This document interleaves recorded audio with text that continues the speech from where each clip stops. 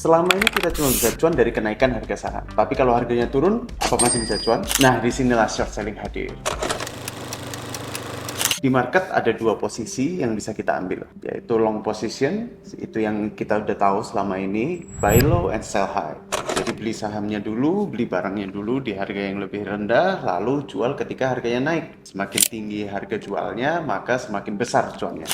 Nah, yang kedua ada short position. Short position ini dibalik, sell high and buy low. Jadi jual sahamnya dulu, jual barangnya dulu, lalu baru dibeli ketika harganya sudah turun. Alhasil semakin rendah harganya, semakin besar profit yang didapatkan. Bisa dibilang juga short selling ini sebuah cara untuk mendapatkan keuntungan dari penurunan harga saham. Ya basically berspekulasi bahwa harga suatu saham akan turun. Jadi resiko short selling ini memang lebih tinggi daripada long position seperti yang kita lakukan selama ini. Lalu gimana cara nge-short?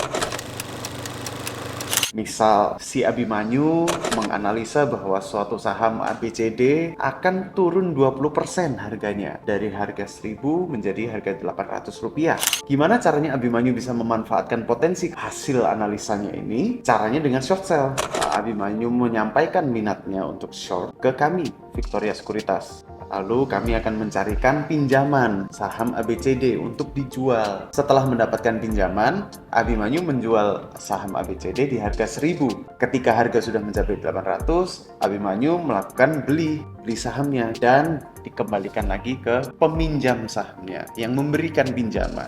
Nah, pertanyaannya bagaimana kalau analisanya salah? Bukannya harganya turun, malah makin naik. Tentu bukannya malah untung, Abimanyu malah rugi. Karena yang seharusnya dia menutup posisinya di harga lebih rendah, dia menutup posisinya di harga lebih tinggi. Pertanyaannya, kalau tiap kali mau short selling harus cari pinjaman dulu, pasti bakal butuh waktu. Nah, gimana kalau mau main cepat? Gimana kalau mau memanfaatkan momentum? Nah, itulah yang bikin Bursa Efek nyiapin IDSS, Intraday Short Selling. IDSS adalah jenis transaksi short selling yang harus diselesaikan di hari bursa yang sama. Sesimpel open dan close position di hari yang sama. Jual pagi, beli sore misal. Jadi kebalikan dari gaya trading BPJS, beli pagi jual sore. Jadi tidak bisa di hold, tapi tidak perlu pinjam saham dulu. Ini yang menjadi perbedaan utama antara intraday short selling dengan short selling reguler. Penutupan posisi short selling reguler bisa diselesaikan lebih dari satu hari bursa. Maka membutuhkan pinjam-meminjam efek untuk menutup kewajiban T+2. Sedangkan IDSS harus diselesaikan di hari yang sama agar tidak menimbulkan kewajiban T+2. Short sell diharapkan memberi dampak positif pada likuiditas pasar dan juga memberi kesempatan bagi investor, bagi trader untuk memanfaatkan volatilitas harga dengan bertransaksi dua arah, long position dan short position. Risiko short sell berbeda dengan transaksi reguler pada umumnya. Kalau transaksi reguler memiliki risiko penurunan harga, maka transaksi short selling memiliki risiko kenaikan harga karena ada kewajiban untuk menutup posisi atau membeli kembali sahamnya di harga yang lebih tinggi. Ada juga peluang terjadinya short squeeze, di mana harga malah naik tajam karena terlalu banyak short seller yang harus menutup posisi di harga lebih tinggi.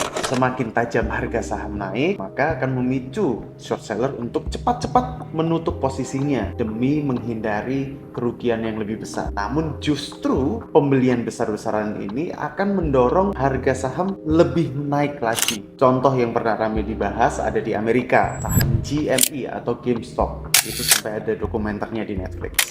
Selain risiko kenaikan harga tersebut, ada juga risiko margin call. Terjadi apabila kerugian sudah melewati ambang batas yang disepakati dengan broker atau sekuritas. Broker atau sekuritas akan memberi dua opsi, baik itu top up dana untuk meningkatkan dana cadangan atau melakukan penutupan posisi. Penutupan posisi ini bisa dilakukan secara sukarela atau jika sudah melewati tenggat waktu akan dilakukan secara paksa atau force buy. Kebalikan force sell. Lalu bagaimana cara analisisnya?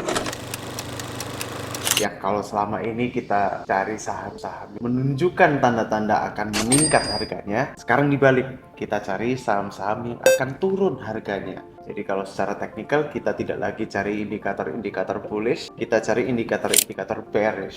Misalnya dengan melihat harga saham yang bergerak di bawah garis moving average. baik itu time frame panjang maupun yang time frame pendek, MA200 atau MA20. Jika harga saham bergerak di bawah garis moving average, maka potensi downtrend atau penurunannya masih tinggi. Jika dibarengi dengan kenaikan volume yang besar, bisa jadi itu konfirmasi.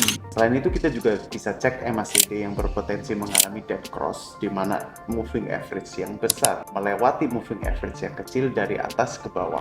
Indikator RSI yang semakin melemah, yang bergerak di bawah 50 juga bisa teman-teman pakai sebagai indikator bearish. Untuk stop loss bisa dipasang di atas harga open posisi kita. Misal jual di harga Rp1.000 seperti Abimanyu tadi, kita bisa pasang stop loss sesuai dengan toleransi resiko kita. Misal di 1.100. Ingat ya, harga naik merupakan kerugian bagi short seller.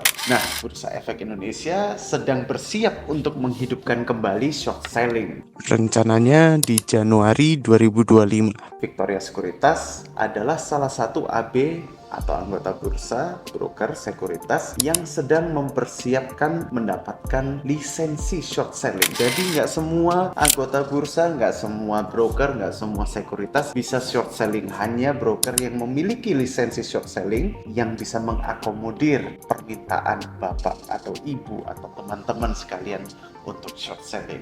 Nah, jadi kalau kamu mau coba sensasinya short selling, buruan buka akun di Victoria Sekuritas. Jadi jangan lupa untuk subscribe dan juga komen kalau teman-teman ingin berdiskusi. Kami juga aktif di Instagram, jadi teman-teman jangan lupa untuk follow kita di Instagram. Oke, thank you, bye-bye.